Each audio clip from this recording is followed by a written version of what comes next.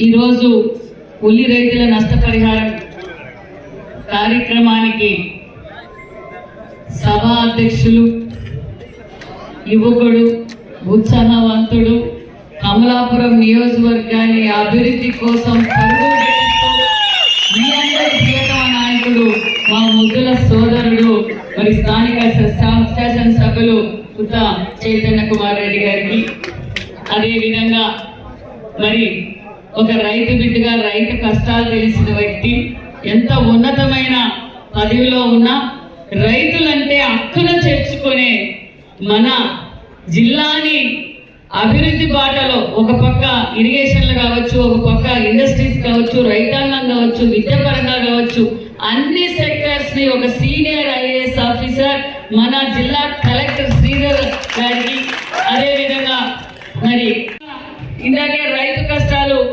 చెప్పారు. నేను కూడా ఒక రైతు బిడ్డే. మా నాన్న చనిపోయే వరకు ఆ పంట నష్టం వస్తుందని తెలిసినా ఆ పంట పెడితే తప్ప సాటిస్ఫాక్షన్, యుద్ధంలో చనిపోతామని తెలిసి సైనికుడు ఎలా పోరాటం చేస్తారో పంట పెడితే నష్టపోతామని తెలిసినా కూడా రైతు పంట పెడుతూనే ఉంటాడు. నలుగురికి అన్నం పెట్టే రైతుకు ఈ రోజు రైతు పక్షపాతి ప్రభుత్వం, కూటమి ప్రభుత్వం, మాన్యశ్రీ ముఖ్యమంత్రి చంద్రబాబు నాయుడు గారు అన్న విషయం కూడా మీకు తెలియజేస్తున్నాం.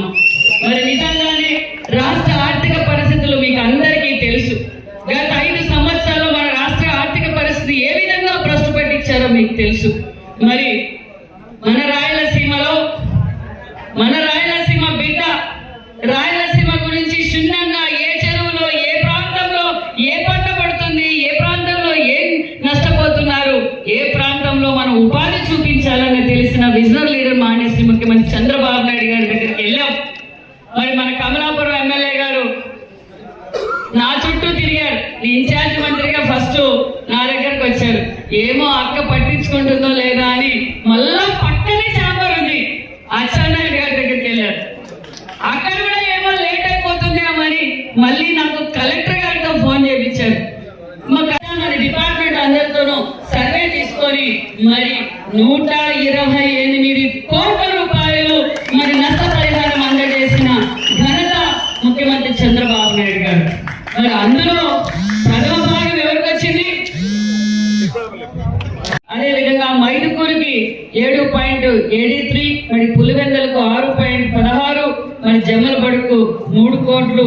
ఆ విధంగా చిన్న రైతుకు పెద్ద రైతు అని తేడా లేకుండా అందరికీ న్యాయం చేశాం.